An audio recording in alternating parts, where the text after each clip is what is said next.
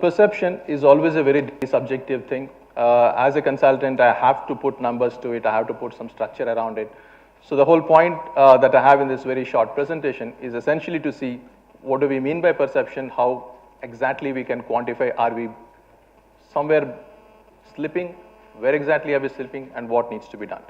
So it's a fairly objective one, and looking at it from a wider perspective, not just in terms of civil society, but also in terms of investors. And I do this at three levels, one at a global level, a local level, and then what needs to be done. Let's start looking at the global perspective at this stage, very briefly. Today, globally speaking, the industry is somewhat right at the bottom for many reasons. I mean, of course, the commodity prices is one thing.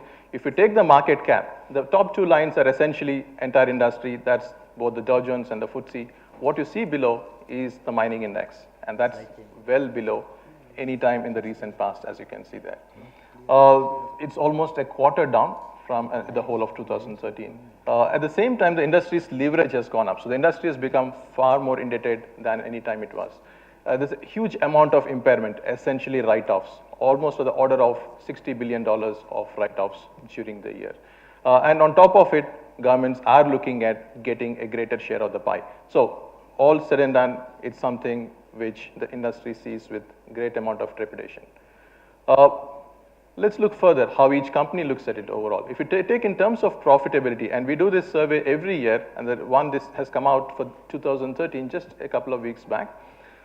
Top 40 companies, global mining companies, we have seen the worst record of profits over the last 1 decade. So if you take return on capital employed, a very crucial thing, it's a capital intensive industry, it is this year about 5%. Now, that is after even taking out the impairments. If you have the impairments, it's even worse than that. So even if you ignore the impairments, it's basically 5%. Now, typically a global mining company, if they say, I'm going to open a new project and my target returns are 15%, well, you wouldn't get through the bar at this stage.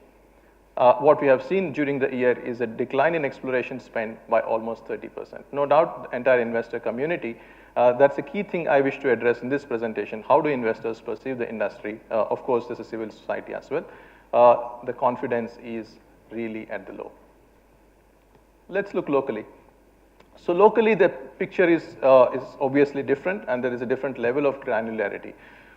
For us, in terms of the mining industry contribution, let's not get confused with the IIP and where we stand on that. But if you take in terms of our global position in terms of reserves and how much we produce, we are actually pulling more than our weight in terms of that. So if you take the much maligned coal industry, for example, 7% in terms of reserves, 8% in terms of actual production. Even iron ore bottled up for a while, close to 5%, and then about 8% of production. So we punch above our weight in these things. And clearly there's a good reason for that, as it shows, for example, why we need that. It is necessary for infrastructure development.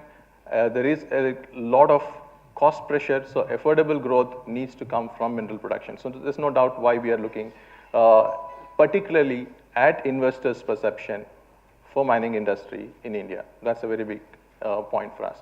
So then, has it really happened? The graphic on the left shows what is the gross capital formation in the sector over the last several years. So as you can see, it's been between 3 to 4% and not very different. How does the overall industry look? It's about 11.5%. So we are about a third of the general Indian manufacturing industry in terms of gross capital formation in the mining sector. Is it because of financing? We often try to blame that. Yes, in terms of commercial bank credit, if you take, it's about 1.65%, which doesn't look pretty bad, but it's a significant growth over the years. In fact, just about 15 years back, we were about 0.05%, so pretty low, it has grown.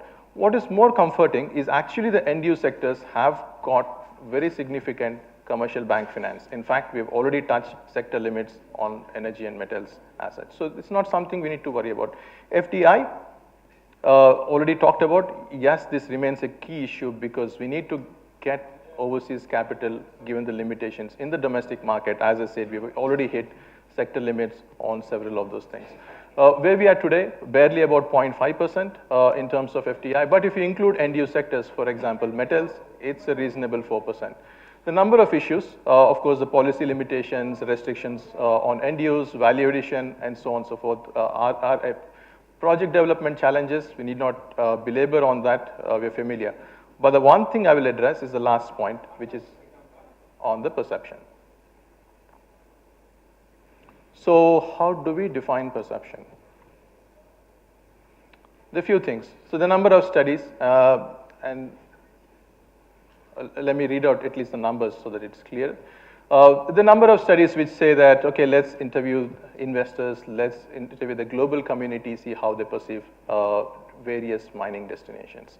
So this is Dolbear's ranking, which essentially says on various parameters, et cetera, India's rank of the 25 mining destinations is a lowly 17th. The number of reasons, of course, their reasons are different, but these are client reasons, investor reasons when they come, and this is essentially spread all over.